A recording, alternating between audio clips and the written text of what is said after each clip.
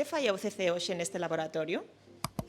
A miña especialidade e a de María é a antracoloxía e o estudo de madeiras. Facemos aquí no laboratorio de arqueobotánica é analizar e estudar todos eses restos orgánicos vexetais que normalmente son unha maioría invisible. Falamos de maioría invisible porque foron moi empregados polas sociedades pasadas, pero son moi fráxiles e chegan nunhas condicións moi específicas aos nosos días. A forma máis habitual é carbonizadas. E o que facemos é procesar todo ese sedimento, vamos colando a terra, flotando, e o que nos queda ao final despois son as sementes pequeniñas, silvestres, os fragmentos máis grandes de carbón, tamén fragmentos de fauna, etc. E todo isto que despois analizamos, poñendo en contexto co xacemento, contexto de onde saíron. No xacemento se recolle, a parte das cerámicas, estas cousas que se atopan todas? Sedimentos, sí. Porque é raro que nos aparezcan cousas vexetais que recollamos manualmente, non? Claro. Normalmente están moi fragmentadas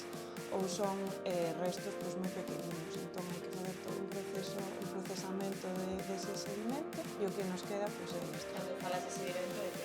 Sí. Entón, como vedes aquí, conserva esa estructura e dun fragmento moi pequeniño podemos saber moitas cousas. A partir de isto, podemos dar resposta a preguntas sociais, non? Dende a botánica a manuais.